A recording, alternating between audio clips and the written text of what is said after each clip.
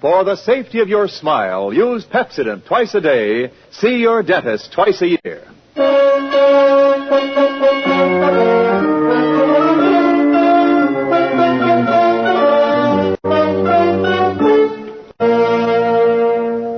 Lever Brothers Company presents the Pepsodent program, The Adventures of Philip Marlowe, starring Van Heflin.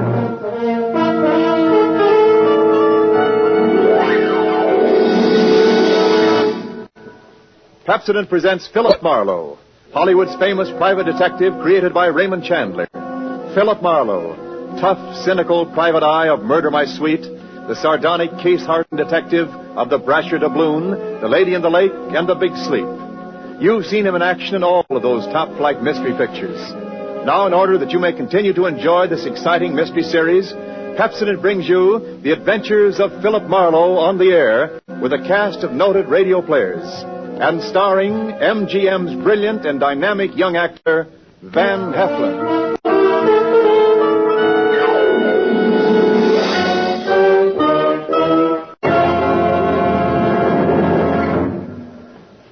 Now, families all over America have named their favorite toothpaste. New Pepsodent with Irium. New fresh-tasting Pepsodent with the new, cool, minty flavor. It's the 3-to-1 favorite over all other toothpastes. It's true. With families all over America, new Pepsodent is the favorite 3-to-1. Families from coast to coast recently compared new Pepsodent with other toothpastes at home. They preferred new Pepsodent by an overwhelming average of 3-to-1 over all other brands they tried. These families, 3-to-1, said new Pepsodent tastes better, makes breath cleaner, makes teeth brighter. Yes, families 3-to-1 say new Pepsodent tastes better, makes breath cleaner, makes teeth brighter. Get new Pepsodent toothpaste for your family right away.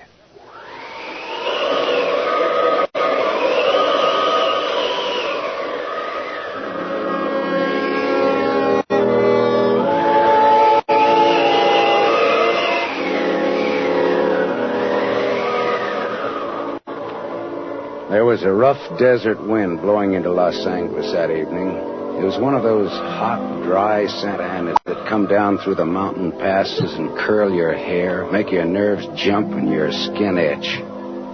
On nights like that, every booze party ends up in a fight, and meek little housewives feel the edge of a carving knife and study their husbands' necks.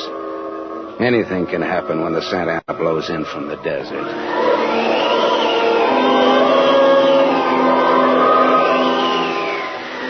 I closed up my office early. I got tired of reading Philip Marlowe, private investigator, backwards on the ground glass of my office door. So I opened the door and closed it from the outside and locked it and went out to get a beer before I went up to my apartment.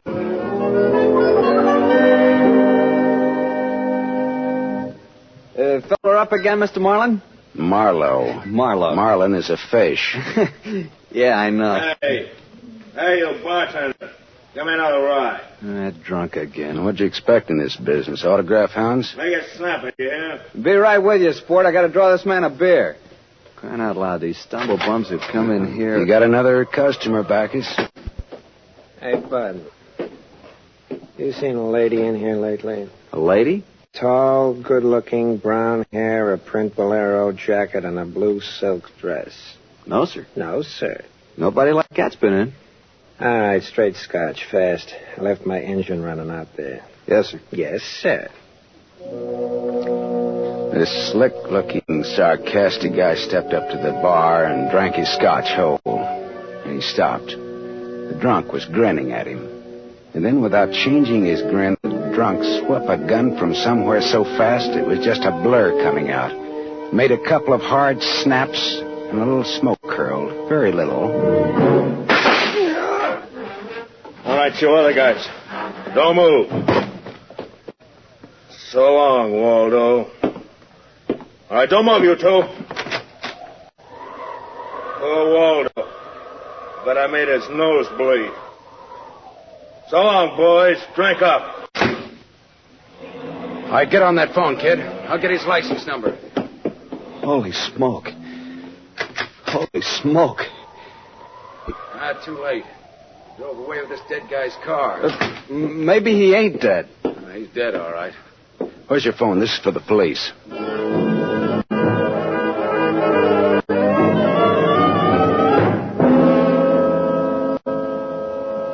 The prowl car boys were there in about 5 minutes. Waldo was out of business, all right, and nothing in his pockets told who he was, but he had about $700 on him. I told the cops what I knew, including about Waldo's tall, brown-haired pretty girl in the bolero jacket. It was about 9 o'clock when I stepped out of the elevator in my apartment house and almost walked right into a tall, brown-haired pretty girl in a bolero jacket, waiting for the elevator on my floor. Oh, excuse me. Just a minute, lady. I said excuse me. I'm in a hurry. Now, if you'll be good enough to step out... Look, you better not go outside in those clothes. Just what do you mean by telling me what? This isn't a make. You're in trouble. Trouble? Yeah, the cops are looking for you in those clothes. But I haven't done anything that... I'm in room 41 across the hall now. I never collected an etching in my life. All right, I'll go with you. I'll go. I got to my room and rustled up some scotch and soda and brought the girl her glass. She had a small automatic in her hand. It jumped up at me, and her eyes were full of panic. I put down both glasses on the table slowly so that I wouldn't be misunderstood. Look, sister, maybe this wind has got you crazy, too. Don't move. Be careful, don't move. A man just got shot in a bar down the street. Before he got it, he'd been asking about a tall, pretty girl with a bolero jacket, like yours. What did he look like, this man? Tall, 5'11", slim, dark brown eyes with a lot of glitter, dark suit, white handkerchief in the breast pocket. And he must have seen you earlier tonight to know how you were dressed. Am I getting anywhere? He used to be my chauffeur. You had an appointment with him, didn't you? Why? Listen, he asked for you, didn't he? Yes, I had an appointment with him. He'd stolen something from me when he left 3 days ago. I was going to buy it back from him. Why didn't you tell the police? I couldn't tell them. It was valuable, wasn't it? Valuable enough for Waldo to steal? $15,000. Oh, it's peanuts. But it wasn't the value. It meant something to me. The man I love gave it to me, and now he's dead. He was a flyer shot down over Germany. I'll go back and tell my husband that. He probably hired you. He did? How much is he paying me? And where is this husband of yours? He's at a meeting. This late at night? He's a very important man. He's a hydroelectric engineer. I'll have you know that my husband is one of the... Skip it. I'll take him out to lunch sometime and have him tell me himself. And about Waldo, whatever he had on you is dead stock now, like Waldo himself. You mean he's dead? Waldo's dead? Yes, sister, he's dead. Dead. Lady, he is dead. Oh. Now scream and I'll give you 2 black eyes. I'm not going to scream. Who would that be? There's a dressing room behind that door. Hide there. Now, don't argue with me. Do it. All right.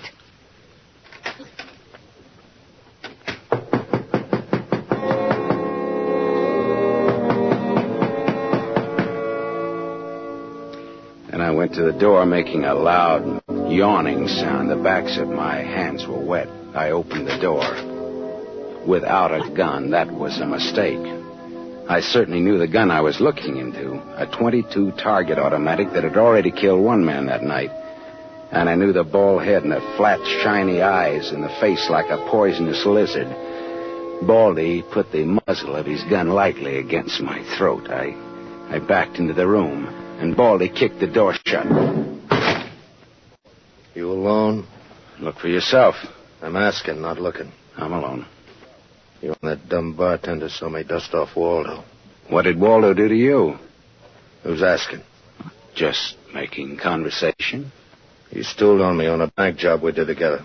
Got me 4 years in Michigan pen. How is he? Dead. I'm still good, drunk or sober. Tell me why I came here, pal. You heard the barkeeper and me talking. I told him my name, where I lived. That's how, pal. I said why. Skip it. The hangman won't ask you to guess why he's there. Oh, you're pretty tough at that, ain't you? But you're slamming off, pal. All right, but you could get that gun out of my neck and try somewhere else. Oh, yeah, sure. Is this better? This suit you all right? Just so it isn't my neck. Say when, pal. It's your party. I leaned against the gun. The door of the dressing room showed a crack of darkness. The crack widened. I began to shake a little. The girl came quietly into the room, but there was white all around her irises. She was scared. She had her gun in her hand, but I was sorry for her. Dead sorry. She'd try to make the door scream. Either way, it'd be curtains for both of us. You scared, mister? You worried about any little thing? I couldn't talk. The girl floated in the air somewhere behind Baldy, and her horrified face was drifting toward us. My mouth was as cold and dry as yesterday's toast. Well, kid, how's it feel? You ready yet? Go on, say the word. Well, don't take all night about it if you're going to do something about it. Why not, pal? I like this. Well, suppose I yell. Go ahead, yell. Go ahead. Put up your hands! Hey, look!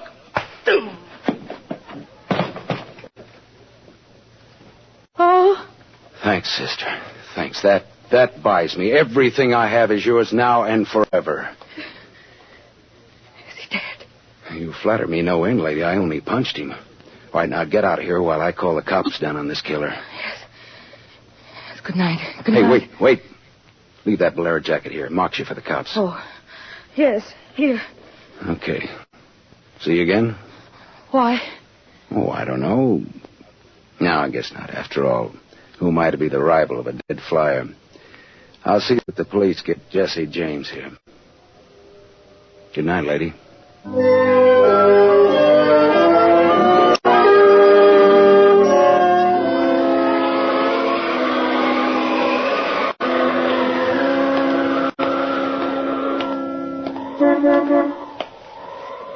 Yeah? You mean me? Yes. Please. Oh, you. Again, huh? Get in. I must talk to you.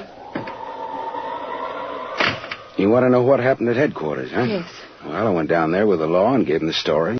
I left you out of it. Oh, thank you. You saved my life, so no one knows a thing about you. Well, incidentally, neither do I. Well, my name is Mrs. Frank Bosserly. 212 Fremont Place, Olympia 24596. Is that what you want? I guess so. Well, there it is. Now, why did you really come back? I wanted my pearls. Pearls? Yes. Pearls, too, huh? All right. Tell me about the pearls. We've had a murder and a beautiful mystery woman and a sadistic killer and a heroic rescue. Now we will have pearls. I was to buy them back from the man called Waldo. Well, I saw everything that came out of his pockets, and there weren't any pearls. Could they be hidden in his apartment? It's possible. Waldo lived on the same floor you do in this apartment house. And why didn't I know him, at least by sight? He moved in last week and managed to get a sublet. Great, a sort of an amateur magician on the side, huh? It's getting rather late. Yeah. What about your husband this hot, mysterious night? He's still at his meeting. Well, you could have brought him along. You could have sat in the back seat working out a problem in hydroelectrics while... While what? Well, I didn't have any answers that wouldn't sound cheap or just ridiculous or from the sophomore class in repartee. I had an unlit cigarette in my hand. I threw it out of the window. I took a hold of her and kissed her. She sat very still. I was shaking when I let go of her. Her voice trembled a little when she spoke. I meant you to do that. I wasn't always that way. Only since Johnny Dalmas was killed in the war. He gave me those pearls. 41 of them perfectly matched with a diamond propeller clasp. I'd have loved them if they'd been wooden beads because he gave them to me. I love Johnny. The way you love just one time. You understand that? What's your name? Lola. Lola, how did you explain a $15,000 pearl necklace to your husband? I told him they were imitation, and I bought them myself. How did Waldo latch onto them and what they stood for? When my husband was in Argentina, Waldo and I would go for long drives. I was restless and wretched because of Johnny. Sometimes Waldo and I had a little drink together, but that's all. But you confided in Waldo about those pearls. I was a fool. And when your husband came back, Waldo stole the pearls and offered to sell them back to you, or he'd tell Papa, huh? I was a fool. And now you think the pearls are upstairs in Waldo's apartment? I suppose it's a lot to ask. No, sweetheart. I've been paid.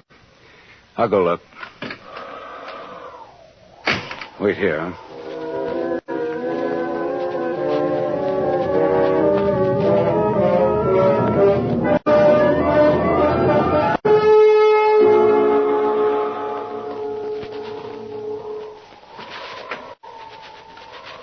Is the gun long, Lola?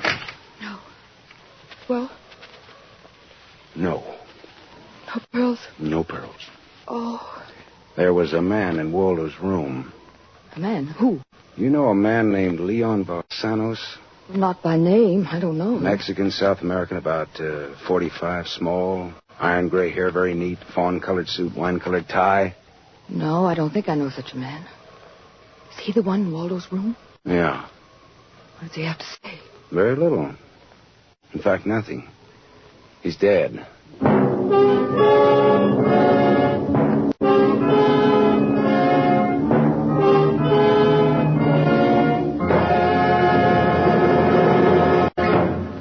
You are listening to The Adventures of Philip Marlowe, starring Van Heflin, with music composed and conducted by Lynn Murray. Yes, families all over America have named their favorite toothpaste. New Pepsodent with invigorating Irium foam. New, fresh-tasting Pepsodent with a new, cool, minty flavor. It's the 3-to-1 favorite over all other toothpastes. It's true. With families all over America, New Pepsodent is the favorite 3-to-1. The Farrell family of Evergreen Park, Illinois, preferred New Pepsodent on every single count. The Farrells say New Pepsodent tastes best of all, makes breath cleaner, makes teeth brighter. On all these counts, by an overwhelming average of 3-to-1, families prefer New Pepsodent over all other toothpaste they've tried. It's a fact. Families 3-to-1 say New Pepsodent tastes better, makes breath cleaner, and makes teeth brighter. Remember, this is not just our opinion. It's the honest conviction of the Farrells and other families who compared New Pepsodent with other toothpaste they had at home. Get New Pepsodent, the only toothpaste containing Irium. Get it for your family without delay.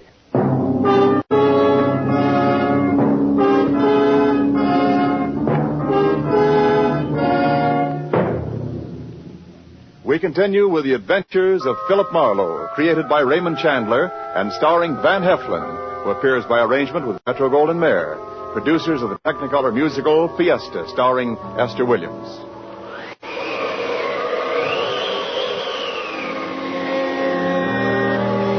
I sat with Lola Barsley in her car listening to that jittery, infuriating desert wind gallop around in the midnight streets. I just told her about the Latin-looking man I'd found in Waldo's room in a very dead condition. I held her hands until they stopped trembling. Then I gave her the few remaining details. He had a gun in a shoulder holster, but someone had strangled him before he could use it. Someone? Waldo? Maybe. You see that convertible coupe 2 cars ahead of us? It's been there for hours. It was there before I parked here to wait for you. Leon, the man in Waldo's room, came in that car, but according to the key containers he carried, that isn't his car. Whose car is it? Does it matter? Well, it belongs to a lady, according to the tag on the keys. A lady? Well, anyway, a woman, if you're going to split hairs. Eugenie Kolchenko. In West Los Angeles? Never heard of her. Uh-huh. All right, well, you go home now, huh? What are you going to do? Drive that flossy convertible around, wave at my friends, impress people. You run along now. Me, I've got another date.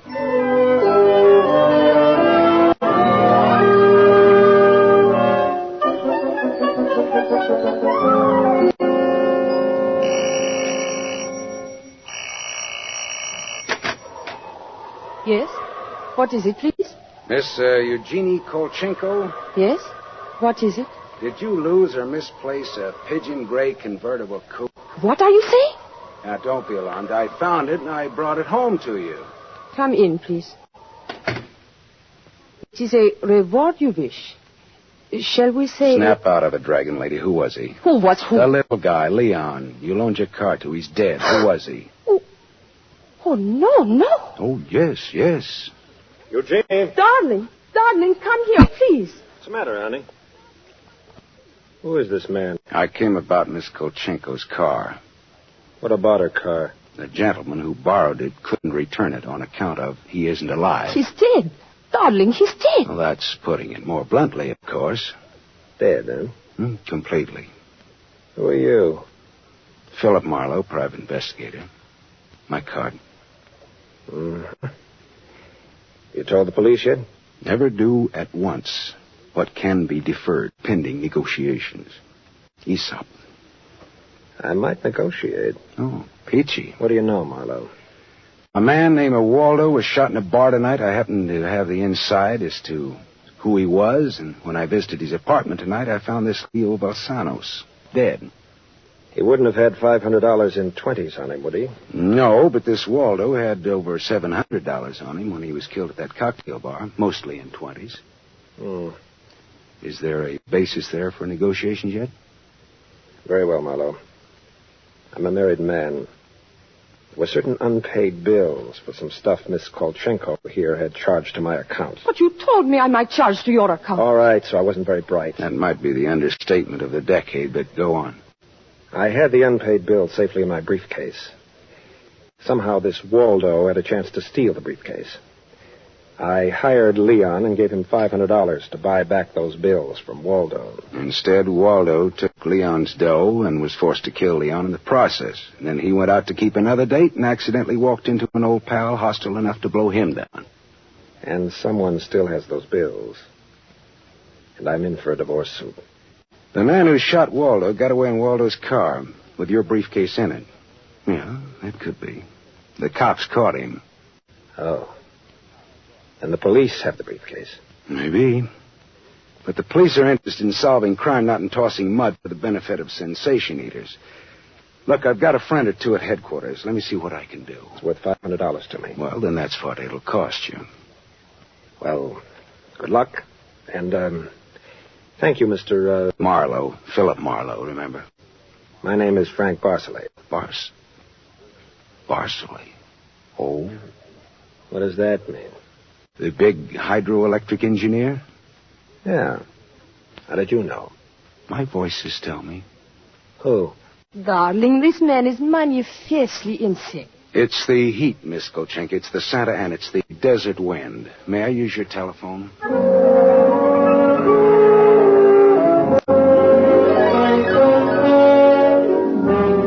Someday I must tell you about Ibarra. Salt of the earth, Ibarra, detective lieutenant over at Central Homicide. I phoned Ibarra from Miss Kolchenko's house and told him where he could find a well-dressed cadaver named Leon and furnished a few small details. I gave Ibarra time to check my tip, and then I went down to see the good lieutenant and told him why I'd been up in Waldo's room, only to find Leon instead of a certain lady's string of pearls. Pearls, eh? Well, I thought Waldo might have them up there. Whose pearls were they? A lady's. Go on. Or they might have been in Waldo's car that Waldo's killer drove away in. Yeah. What, yeah? They might have. Also a batch of unpaid bills charged to the account of a certain Frank Barcelay? Yeah. Well, now, the police aren't interested in domestic scandal. They want to prevent or to solve crime, right? So I've got $500 for the police fund if those pearls and those bills are returned to their rightful owners. Quit your kidding. No, it's a valuable necklace. Yeah? There's your necklace. That's it. 41 pearls, perfectly matched diamond propeller clasp. That's it. That's the one. Take it away, Marlowe. On the level? Just tell me straight what it's all about, all I ask. Sure. Well, this Waldo was blackmailing a wife with the pearls, and her husband with the bills, a guy by the name of Barcelay. Well, Barcelay sent Leon to get the bills from Waldo. Instead, Waldo killed Leon, and then stepped out and happened to get shot by that guy at the bar.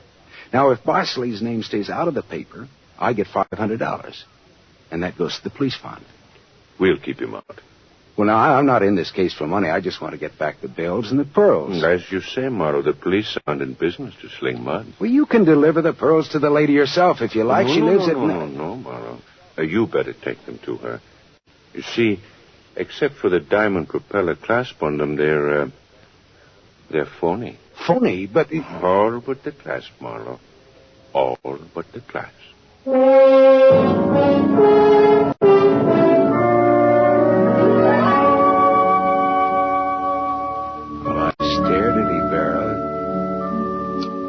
the flyer, Johnny Dalmas, the great lover, had given Lola a string of fake pearls.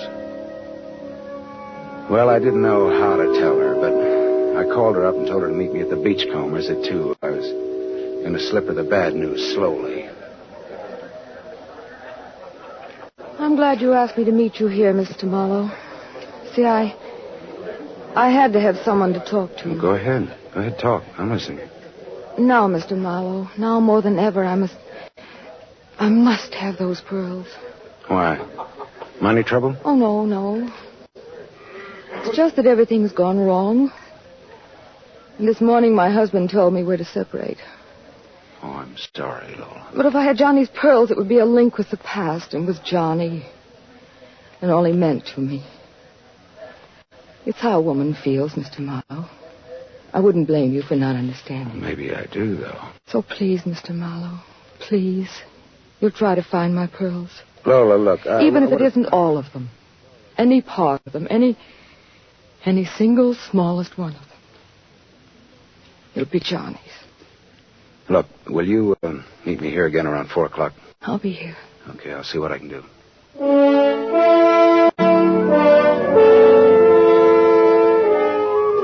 There was only one earthly decent thing I could do. I took Lola's glass pearls to a jeweler, and I had him take off the diamond clasp and put it on one of those strings of so-called simulated pearls that they sell you for $3, tax included. And I went back to keep my 4 o'clock date with Lola at the Beachcombers. Well, Mr. Marlowe, anything new? Yes, the police found some pearls in Waldo's car. They found my pearls? No, not exactly. Not exactly? Well, Waldo was getting set to gyp you, Lola. He had the diamond clasp of your necklace attached to a string of cheap imitations. And then he sold the real pearls. Oh, how... Oh. These are the imitations here. Yes. But it is my clasp. The clasp is real. Is that all right? Yes, it's the clasp that Johnny Dalmas gave me. Of course it's all right. Oh, that's swell. And thank you so much, Mr. Marlowe. Forget it. I won't. Not ever. Well, is this goodbye? Yeah, I think so. You'll never get over Johnny Dalmas, Lola. If anybody ever bothers you again, though, well, let me know. Name's Philip Marlowe.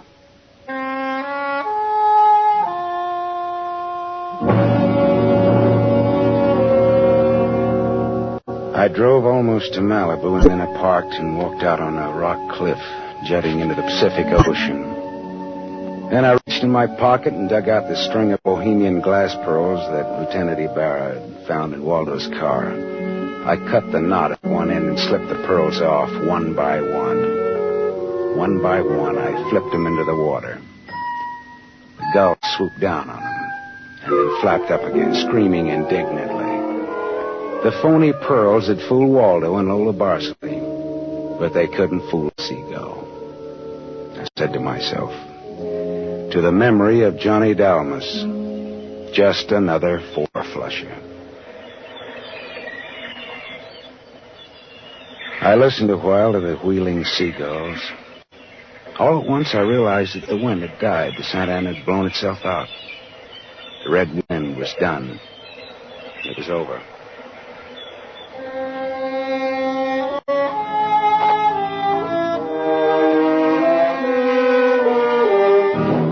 You have just heard Van Heflin starring in the first of a new mystery series, Raymond Chandler's The Adventures of Philip Marlowe, brought to you by the Lever Brothers Company, makers of Pepsodent.